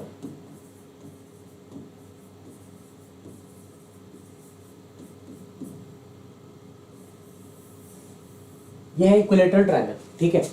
जैसे ही इक्विलैटरल ट्रायंगल में आपने ये एडी एक एल्टीट्यूड खींचा ना, तो याद रखना ये जो एल्टीट्यूड है ना, इक्विलैटरल ट्रायंगल में यही एल्टीट्यूड 90 डिग्री, यही मीडियन भी हो जाएगा, यही हमारा एंगल बाइसेक्टर भी हो जाएगा, और यही हमारा परपेंडिकुलर बाइसेक्टर भी हो जाएगा। माने वो चारों जो अलग अलग हमने यहां से वर्टेक्स से अपोजिट साइड पे लाइन खींचा था, इक्विलैटरल ट्रायंगल में चारों के चारों यही होंगे। अगर एडी तुमने एल्टीट्यूड कह दिया तो ये मीडियन भी है, ये मीडियन के अलावा क्या है, एंगल बाइसेक्टर भी है, और इसके अलावा ये परपेंडिकुलर बाइसेक्टर भी है। और जब ऐसा है कि ये सब है, तो जाहिर सी बात है यहाँ जो पॉइंट होगा ना जी, ठीक है, ये सेंट्रॉइड होगा, और सेंट्रॉइड अगर होगा तो ये 2:1 रेशियो में डिवाइड होगा, ठीक है। और अगर ये 2:1 रेशियो में बेटा डिवाइड होगा, तो हम लोगों को अच्छे से पता है ये चीज, ध्यान से आप समझना, अब यहाँ से कॉन्सेप्ट खुल जाएगा। अगर ये 2:1 रेशियो में डिवाइड होगा, तो इसका मतलब हमें पता है कि इक्विलैटरल ट्रायंगल का जो ये हाइट होता है ना एडी, इक्विलैटरल ट्रायंगल का हाइट एडी ये होता है, जब हम सॉल्व करते हैं यहाँ पे पाइथागोरस थ्योरम से, तो एडी इक्वल टू होता है √3/2 इंटू साइड, माने √3 इंटू 2/a, ठीक है। ये जो एडी है √3/2a, माने पूरा का पूरा साइड एडी है √3/2a, जिसमें यहाँ से 2 यूनिट है एजी, 1 यूनिट है जीडी, टोटल 3 यूनिट हो गया। और 3 यूनिट क्या हुआ टोटल, एडी। और यहाँ पे एक्चुअली में 3 यूनिट किसके बराबर है, √3/2a। तो अगर मैंने 3 यूनिट को √3/2a के बराबर रखा, तो 1 यूनिट किसके बराबर हो जाएगा, √3/2 इंटू 3a के बराबर। तो √3 से इसको काटते ही मुझे 1 यूनिट की वैल्यू क्या निकल के आ गई, a/2√3 निकल के आ गई, ठीक है। और अगर 1 यूनिट a/2√3 निकल के आ गया, तो हमें एक यहाँ पे साफ साफ समझ में आ रहा है कि अगर GD 1 यूनिट है, तो GD का जो लेंथ होगा इसमें वो हो जाएगा a/2√3, GD का लेंथ हो जाएगा a/2√3, ठीक है। और AG का जो लेंथ हो जाएगा, AG का वो क्या होगा, चूंकि ये 1 यूनिट था, GD तो a/2√3 सेम हो जाएगा, लेकिन AG तो 2 यूनिट है ना, तो AG 2 यूनिट है, तो मैं यहाँ पे 2 यूनिट निकालूंगा, तो 2 इंटू a/2√3 में ये और ये कट गया, तो ये क्या बचा यहाँ पे a/√3, क्या बचा यहाँ पे a/√3। अब तुम्हारे मन में सवाल आ रहा होगा कि ये क्यों किया मैंने, a/√3 ये क्यों निकाला। तो अब मैं तुम्हें बताता हूँ क्यों निकाला।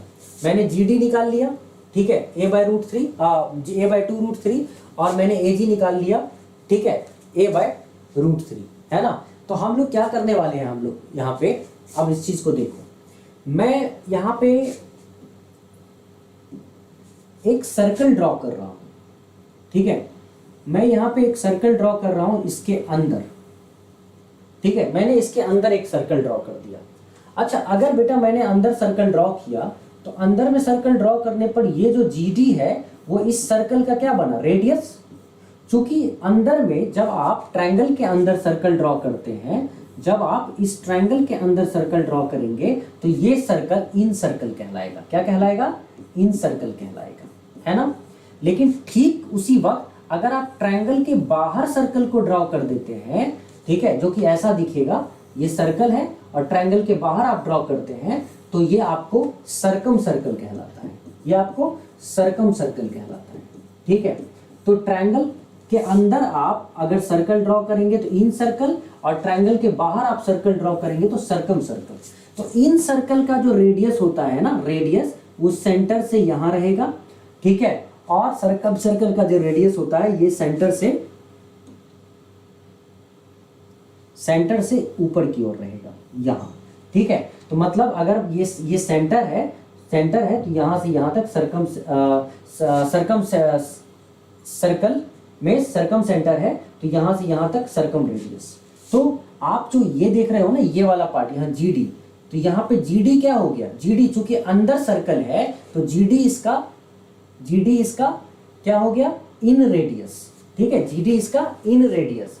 और इसीलिए कभी भी आपको इक्विलैटरल ट्रायंगल में इन रेडियस कोई पूछता है तो ये GD इन रेडियस हुआ, जो कि किसके बराबर होता है, a/2√3। इसीलिए इक्विलैटरल ट्रायंगल में इन रेडियस का जो फॉर्मूला देखते हो ना, a/2√3, मतलब a मतलब साइड ऑफ इक्विलैटरल ट्रायंगल, /2√3, वो यहीं से आता है, ठीक है, दैट इज इंपॉर्टेंट।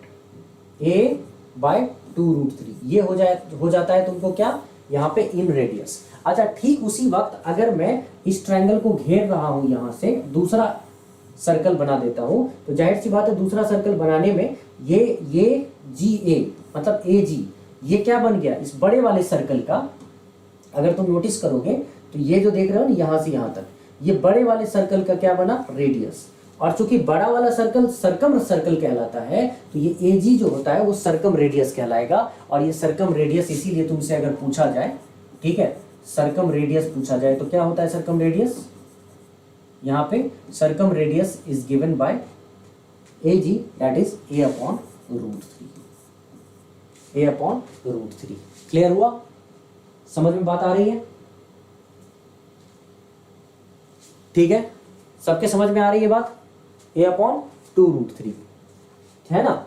तो अगर इतनी बात समझ में आ गई है तो हमेशा याद रखना सर्कम सर्कल और इन सर्कल, सर्कम रेडियस और इन रेडियस, ये चीजें हमको पता होनी चाहिए, ठीक है, दैट इज वेरी इंपॉर्टेंट। चलो, ये सब बातें हो गई। अब कई बच्चे मुझसे पूछ देते हैं, सर आप इक्विलैटरल ट्रायंगल में तो बता देते हो, ठीक है, और अगर किसी ट्रायंगल में पता करना हो तो, ठीक है, क्या होगा, तो बहुत सारा फॉर्मूला होता है जिससे कि हम पता कर सकते हैं, ठीक है, इन रेडियस और सर्कम रेडियस। जैसे मान लो किसी ने मुझसे पूछा कि सर आपको मैं देता हूं ये देता हूं, ठीक है, अब मुझे ये बताओ, इसमें अगर मैं यहाँ पे सर्कल बना दूं, इसमें अगर मैं यहाँ पे सर्कल बना दूं तो आप कैसे बताओगे, ये अगर सर्कल बना दूं तो आप कैसे बताओगे कि इसका क्या होगा, इन रेडियस। तो अब इसका जो इन रेडियस बताने से पहले, या इसका इन रेडियस या इसका सर्कम रेडियस क्या होगा, मान लो ये इन रेडियस है और इसका सर्कम रेडियस, अगर सर्कम रेडियस के लिए हमें क्या करना पड़ेगा, हमें यहाँ पे ऐसे बनाना पड़ेगा, मतलब बाहर एक सर्कल बनाना पड़ेगा, ठीक है, सर्कम रेडियस के लिए। ये पूरी तरह से सर्कल नहीं बना है, बट समझने के लिए तुम देख लो केवल, ठीक है।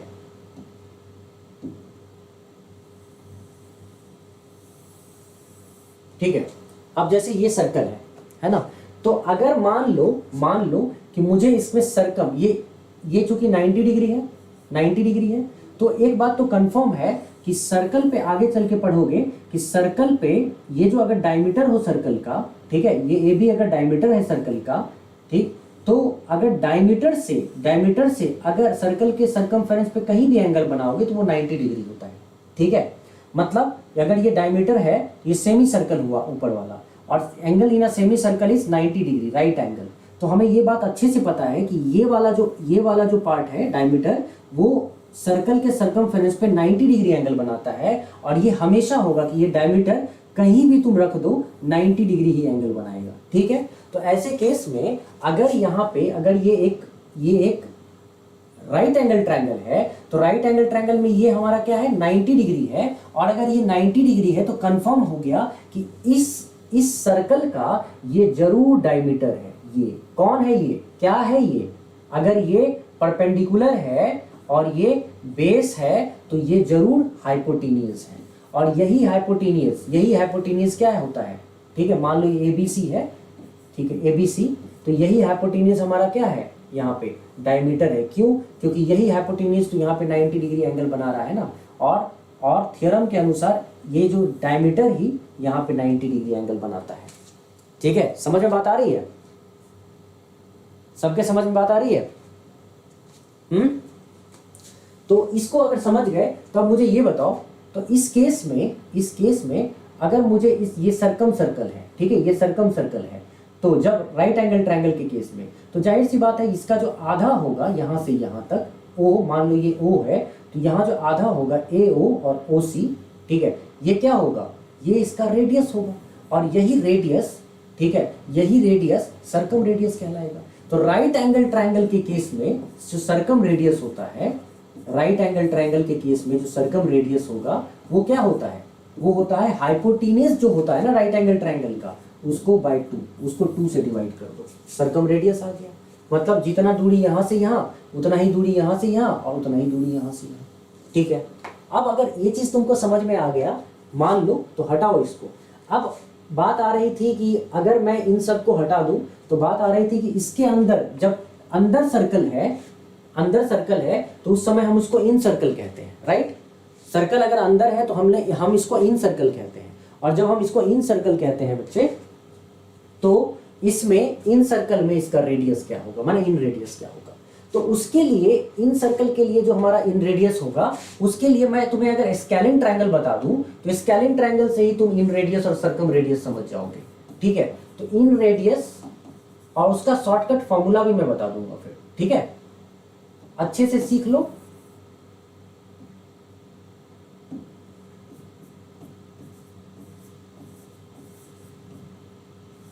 इन रेडियस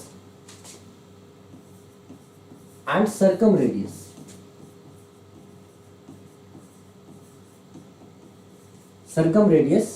ठीक है। अगर इसको देखोगे तो तुम्हें समझ में आ जाएगा कि अगर मान लो कि मेरे पास कोई भी ट्रायंगल आ गया, किसी भी तरह का ट्रायंगल आ गया, सपोज ये स्केलिन ट्रायंगल ही है, ठीक है, मान लो स्केलिन ट्रायंगल है, जिसका ये साइड है A, ये साइड है B, और ये साइड है C, है ना, C। और इस स्केलिन ट्रायंगल के अंदर तुमने बना दिया एक सर्कल। स्केलिन ट्रायंगल के अंदर तुमने क्या बना दिया, सर्कल। नहीं यार, थोड़ा ठीक अच्छा बनाओ, ये तो कुछ ज्यादा ही जबरदस्ती का बन गया, ठीक है। तो तुमने यहाँ पे स्केलिन ट्रायंगल के अंदर सर्कल बना दिया, ऐसे बना देते हैं, ठीक है। ये है स्केलिन ट्रायंगल के अंदर तुमने सर्कल बना लिया, ठीक। अब ये जो सर्कल बनाया है, तो इस सर्कल में तुम्हें ये यहाँ पे मान लो ये सेंटर है, ठीक है, सेंटर, और यहाँ से लेकर जो तुमने यहाँ कनेक्ट किया ना OD, ये है तुम्हारा इन रेडियस, और ये तुमको निकालना है। तो ऐसे केस में जब आप इन रेडियस निकालना चाहते हैं ना, तो इन रेडियस का एक फॉर्मूला हमको याद रखना चाहिए, ठीक है। इन रेडियस का जो फॉर्मूला होता है वो होता है area of triangle upon semi perimeter. Area of triangle upon semi perimeter, याद रखना यहाँ पे, area of triangle upon semi perimeter. Semi perimeter means A + B + C/2, ठीक है। और उसी तरह हीरोन्स फॉर्मूला से एरिया ऑफ ट्रायंगल निकालोगे, और यहाँ सेमी पेरीमीटर से डिवाइड कर दोगे। अच्छा, ये तो हो गया इन रेडियस का फॉर्म। अगर तुमसे किसी ने कहा कि भाई इसका सर्कम रेडियस का बता दो क्या होगा, तो सर्कम रेडियस के लिए तुमको कुछ नहीं करना है। सर्कम रेडियस कैसे निकालोगे, तो ये जो यहाँ पे इसको बाहर से कनेक्ट कर दो, ठीक है। और थोड़ा सा इधर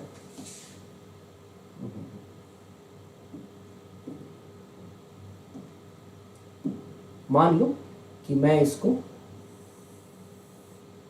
यहां से लेकर जा रहा हूं, यहां से, और बाहर बाहर बाहर हमने वो कर दिया, सर्कल बना, ठीक है। तो यहां से यहां तक इसको कनेक्ट करेंगे हम लोग, ये ओ, मान लो कि ये है ए, ओ ए, यहाँ बी डाल दो, यहाँ सी, ठीक है। तो ये जो ओ ए है ये सर्कम रेडियस है, और इस केस में सर्कम रेडियस क्या होता है हम लोगों का, सर्कम रेडियस क्या होता है, तो सर्कम रेडियस का भी फॉर्मूला लिख लो बेटा। इसका फॉर्मूला होता है तीनों साइड का product A B C upon 4 into area of triangle, ठीक है। ध्यान से देख लो, तीनों साइड का प्रोडक्ट और into upon 4 into area of triangle, ये चीज हमको पता होना चाहिए, बहुत ज्यादा जरूरी है हम लोगों के लिए, है ना। देख लो, समझो और पूछो अगर कोई दिक्कत होती है तो।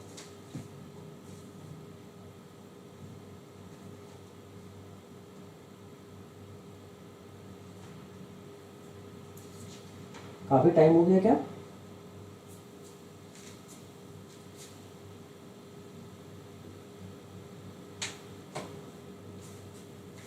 ठीक है,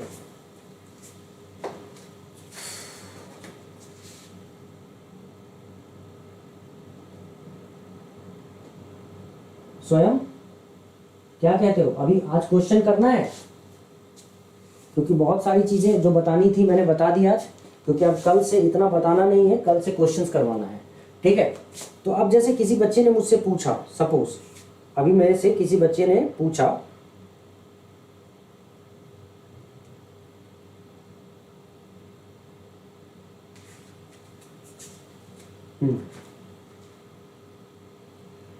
मान लो किसी बच्चे ने पूछा, ठीक है सर आपने ये बता तो दिया, अगर मान लो अभी अभी आपने कहा था कि राइट एंगल ट्रायंगल अगर हमारे पास हो, तो आपने कहा था कि राइट एंगल ट्रायंगल हमारे पास हो, सपोज ऐसा राइट एंगल ट्रायंगल हो, और राइट एंगल ट्रायंगल के अंदर हम लोगों ने ये दे दिया, सर्कल दे दिया, तो इसमें जो ये इन रेडियस है वो क्या होगा, आपने कहा था बताऊंगा, है ना। तो मैं अभी भी कह रहा हूं कि मैं बताऊंगा, तो इन रेडियस। अब ये बताओ, ये राइट एंगल ट्रायंगल है, ठीक, मान लो थोड़ी देर के लिए राइट एंगल ट्रायंगल में ये ABC नाम का राइट एंगल ट्रायंगल है, जिसके तीनों साइड्स तुम्हें पता है, ठीक है, जिसके तीनों साइड्स तुम्हें पता है। जैसे तुम मान लो ये है तुम्हारा 4 सेंटीमीटर का, ये 4 सेंटीमीटर, और ये है तुमको 3 सेंटीमीटर, और ये है तुमको 5 सेंटीमीटर, ये तुमको तीनों पता है, ठीक। और तुम्हें निकालना है OD, इन रेडियस निकालना है। तो जाहिर सी बात है तुमको कैसे निकालना पड़ेगा, तो सबसे पहले तो एरिया ऑफ ट्रायंगल निकालना पड़ेगा। तो ये जो राइट ट्रायंगल है, तो राइट ट्रायंगल का एरिया ऑफ ट्रायंगल क्या होगा, area of right angle triangle, तो एरिया ऑफ ट्रायंगल होगा half into base into height, base हो गया 3, हाइट हो गया 4, ठीक है। 3 इंटू 4 कितना आ जाता है बच्चे, 2 2 जा 4, तो 3 2 जा क्या होगा 6, तो यहाँ पे 6 सेंटीमीटर स्क्वायर आ गया, ठीक है। मान लो 6 सेंटीमीटर स्क्वायर तुम्हारा यहाँ पे, 6 सेंटीमीटर स्क्वायर तुम्हारा यहाँ पे एरिया आ गया, ठीक है। उसके बाद सेमी पेरीमीटर, सेमी पेरीमीटर क्या होता है, 4 3 7 5 12, ठीक है, ये हो गया पेरीमीटर, और बाय 2 कर दो, क्या हो गया 6 हो गया, मतलब 5 4 9 3 12, और 12/2 कितना होता है, 12/2 इज 6 सेंटीमीटर। तो इसका मतलब इसका जो सेमी पेरीमीटर है, वो सेमी पेरीमीटर भी हमको 6 सेंटीमीटर आ गया। तो हमको सेमी पेरीमीटर 6 सेंटीमीटर आया, हमको एरिया इसका 6 सेंटीमीटर आया। तो मैं अगर इसका निकालूंगा इन रेडियस, तो मुझे इन रेडियस इसका क्या मिलेगा, तो इन रेडियस मुझे मिल रहा है क्या, area of triangle, area of triangle bye semi perimeter, ठीक है, area of triangle bye semi perimeter. तो यहाँ पे एरिया ऑफ ट्रायंगल 6 आया, सेमी पेरीमीटर 6 आया, 6/6 कर दिया तो 1 सेंटीमीटर। इसका मतलब कि हमको जो चाहिए था ना OD हमको मिला 1 सेंटीमीटर, ये होगा इन रेडियस, ठीक है। और सर्कम रेडियस ऑलरेडी हम पता कर चुके हैं, ठीक है। इन रेडियस हमारा 1 सेंटीमीटर है, और सर्कम रेडियस अगर किसी ने आपसे पूछा है इसका, तो हमें पता है ना कि सर्कम रेडियस का मतलब होता है ये सर्कल पूरा मूव करके आया, तो यहाँ पे सर्कल मूव करके आया, तो ये बन गया डायमीटर, और डायमीटर अगर 5 सेंटीमीटर है तो आधा कर दो डायमीटर का सर्कम रेडियस हो जाएगा, डायमीटर का आधा करते ही सर्कम रेडियस हो गया, तो मतलब 5/2 2.5 सेंटीमीटर हो गया, ठीक है। चलो ये तो हो गई एक बात। अब कई बच्चे कहते हैं कि सर आप कोई शॉर्टकट की बात कर रहे थे यहाँ पे, कि अगर राइट एंगल ट्रायंगल की बात हो तो आप एक शॉर्टकट भी बताओगे। हाँ, मैं वो शॉर्टकट भी तुम्हें बता रहा हूँ आज, मैं वो शॉर्टकट भी तुम्हें बता रहा हूँ।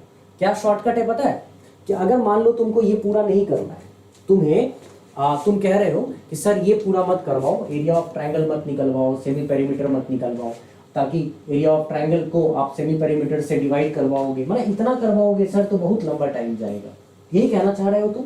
तो अगर तुमको इतना टाइम लग जाएगा, बहुत लंबा समय जा रहा है, तो तुम्हारा समय मैं बचा देता हूँ। अगर तुमको कभी इन रेडियस निकालना हो, अगर तुम्हें कभी इन रेडियस निकालना हो तो सीधा इन रेडियस में अगर तुम्हारा ये हो कौन सा, राइट एंगल ट्रायंगल, तो राइट एंगल ट्रायंगल में तुमको परपेंडिकुलर दिया हुआ हो, बेस दिया हुआ हो, हाइपोटेन्यूज दिया हुआ हो, तो इन रेडियस का इस तरह के राइट एंगल ट्रायंगल में डायरेक्ट फार्मूला लिख लेना, perpendicular plus base minus hypotenuse by 2, मतलब परपेंडिकुलर और बेस को जोड़ देना, हाइपोटेन्यूज को सब्ट्रैक्ट करना और बाय 2 कर देना, जो ये आएगा वही यहां भी आएगा। ठीक है, चेक करके देखना चाहते हो, देखो परपेंडिकुलर क्या है 4, बेस क्या है 3, तो 4 और 3 मिलके कितना हुआ 7, हाइपोटेन्यूज क्या है 5 डिवाइडेड बाय 2, तो 2/2 1, इसका मतलब इन रेडियस कितना 1, यहाँ पे इन रेडियस कितना आया था 1, इसका मतलब ये जो फॉर्मूला है ये फॉर्मूला कमाल का है। जब बात होती है किस चीज की, बात होती है किस चीज की, इन रेडियस राइट एंगल ट्रायंगल का निकालने की। ठीक है, इन रेडियस और सर्कम रेडियस इक्विलेटरल ट्रायंगल में कैसे निकलेगा मैंने वो भी बता दिया। मैंने ये भी बता दिया कि इन रेडियस और circum radius right angle triangle में कैसे निकलेगा। ठीक है, शॉर्टकट लगाओगे p + b - h/2 कर देना, है ना। और अगर मान लो स्केलिन ट्रायंगल में पूछा जाए, ठीक है, मतलब कोई भी दूसरा ट्रायंगल हो जिसमें आपको इन रेडियस पूछा जाए, तो उसके लिए आप एरिया ऑफ ट्रायंगल निकाल लेना और सेमी पेरीमीटर से डिवाइड कर देना, ये हो जाएगा इन रेडियस। और सर्कम रेडियस पूछा जाए तो तीनों साइड का मल्टीप्लिकेशन कर लेना, प्रोडक्ट निकाल लेना, साइड ए का, साइड बी का, साइड सी का, और उसको डिवाइड कर देना उसके एरिया को 4 गुना करके। ठीक है, तो ये हो जाएगा सर्कम रेडियस जब ट्रायंगल स्केलिन हो। ठीक है, ट्रायंगल स्केलिन हो, बात समझ में आ रही है। आई होप ये चीजें तुम्हें समझ में आ गई होंगी। ठीक है, तो ये अभी एग्जाम्स, अभी जो क्वेश्चंस करेंगे ना, क्वेश्चन में भर भर के ये सवाल आएगा, और जब क्वेश्चन में ये सवाल आएगा तो तुम अपने आप करने लगोगे, है ना। तो ये चीज मुझे बताना था तुम लोगों को। इक्विलेटरल ट्रायंगल मैंने बता दिया, पढ़ा दिया। अच्छा, प्रॉपर्टीज ऑफ ट्रायंगल में जब मैं तुम्हें ट्रिग्नोमेट्री कराऊंगा तो ट्रिग्नोमेट्री में इसके अंदर और घुसेंगे, मतलब इन रेडियस और सर्कम रेडियस में और एंटर करेंगे। तत्काल अभी जो ज्योमेट्री के पॉइंट ऑफ व्यू से जरूरी है, मैंने सारी चीजें तुम्हें बता दी। ठीक है, तो सारी चीजें तुम यहाँ पे पढ़ चुके हो, जहाँ पे इन रेडियस, सर्कम रेडियस, ये सारी बातें समझ गए, है ना, सारे सेंटर्स को समझ गए। अब अगर सवाल करना चाहते हो तो सवाल के लिए मैं कुछ रिजल्ट्स तुम्हें बता देता हूँ। ठीक है, और तुम चाहो तो सवाल कर सकते हो। अब मुझे ये बताओ कितना टाइम हो रहा है, क्या तुम करना चाहोगे स्वयं? खबर की खबर, आगे बताऊं कि आज छोड़ दूं? आज तो बेसिक मैंने टेक्निकली बेसिक जो चीजें थी वो मैंने बताई तुमको।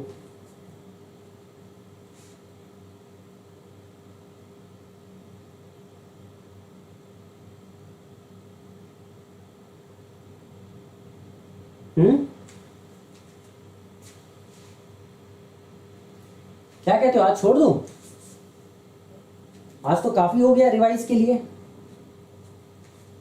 क्योंकि कल मैं फटाफट कल बताऊंगा congruency, similarity, basic proportionality theorem, कुछ रिजल्ट्स और क्वेश्चन पे चल पड़ेंगे। ठीक है, तो मैं एक काम करता हूं ना, आज बहुत ही बेसिक था, कोई दिक्कत नहीं है, सीख लिया। कल की क्लास में थोड़ा सा अच्छा ही रहेगा। इस क्लास में बहुत सारी बातें सीखने को मिल गई होंगी, तो जो बच्चे नहीं जानते हैं वो भी सीख लेंगे, अच्छा रह जाएगा। अब यहाँ पे क्या है कि जैसे कल की क्लास में हम लोग इसमें जो पढ़ने जाएंगे, तो कल मैं फटाफट तुम्हें कॉन्ग्रुएंस बताऊंगा, कॉन्ग्रुएंस ऑफ ट्रायंगल। ठीक है, अब हम लोग थोड़ा फास्ट होंगे। आज तो मैं एकदम बेसिक बातें बताना चाहता था, क्योंकि ज्योमेट्री में ये बेसिक्स नहीं तो कुछ भी नहीं, है ना। कॉन्ग्रुएंस समझना होगा, सिमिलैरिटी समझनी होगी, सिमिलैरिटी, उसके बाद आएगा बीपीटी थ्योरम, बीपीटी, उसके बाद आएगा मिड पॉइंट थ्योरम। ठीक है, मिड पॉइंट थ्योरम। ठीक है, उसके बाद आएगा एंगल बाइसेक्टर थ्योरम।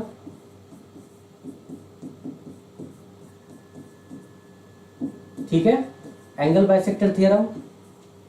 उसके बाद आएगा बच्चे एपोलोनियस थ्योरम,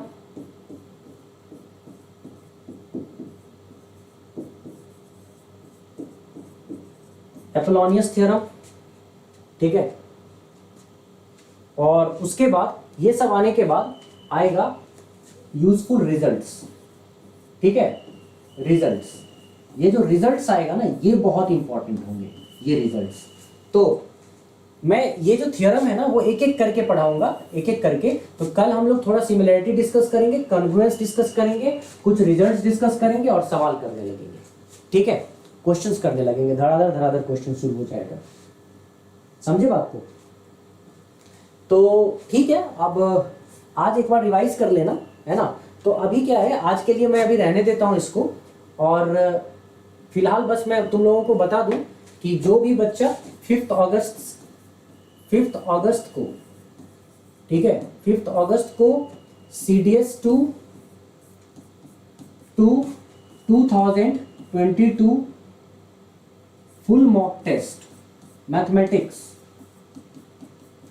ठीक है, मैथमेटिक्स का फुल मॉक टेस्ट है, मॉक टेस्ट, ठीक है। ये पूरा का पूरा फुल मॉक टेस्ट, और ये कितने 10 फुल मॉक टेस्ट होंगे और सबका, ठीक है। ये इसका जो लिंक है, अभी वीडियो में जाना, उसका डिस्क्रिप्शन में लिंक दिख जाएगा, ठीक है। लिंक इन डिस्क्रिप्शन होगा, लिंक कहाँ होगा, डिस्क्रिप्शन में होगा। तो डिस्क्रिप्शन में लिंक होगा, देख लेंगे अच्छे से, ठीक है। इस पे क्लिक करना और ये ले सकते हो।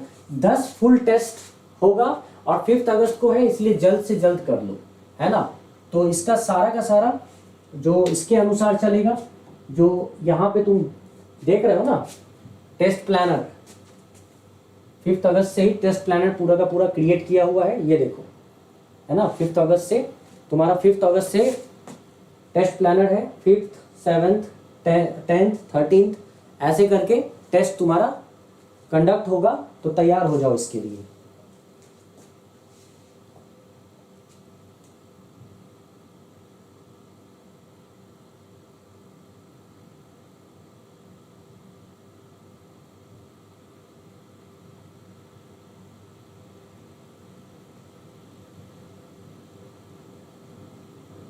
ठीक है, तो ध्यान रखना, मैंने बता दिया है, Kumar mathematics app, link in description. और जिनको ये मॉक टेस्ट करना है, 10 mock test, full mock test है, बहुत इंपॉर्टेंट होगा। CDS में अपने अगर मैथमेटिक्स को इम्प्रूव देखना चाहते हो, इम्प्रूव, तो ये तुमको इसके अनुसार करना पड़ेगा। और अगर ऑफलाइन भी चाहिए तो भी इनरोल करना पड़ेगा कुमार मैथमेटिक्स ऐप में। तो 5 अगस्त से शुरू होगा, ये देख लो, इनरोल कर लो, आज ही कर लो, नहीं तो कल तक कर ही लो, है ना। चलो फिर मिलते हैं, आज की क्लास रहने देते हैं। कोई सवाल अगर तुम लोगों को करना हो, पूछना हो तो पूछ सकते हो, नहीं तो आज की क्लास यहीं समाप्त करेंगे। मिलेंगे हम लोग नेक्स्ट क्लास में कल 9:15 पे, और कल करेंगे सवाल।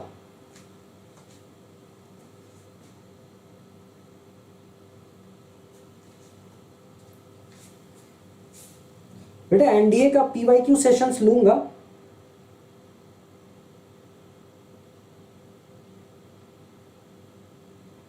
ठीक है।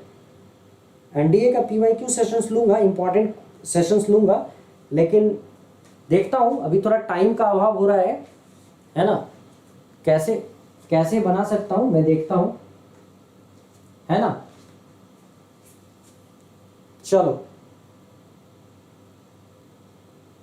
चलो फिर मिलते हैं हम लोग नेक्स्ट क्लास में। Bye, see you, take care, enjoy and जय हिंद।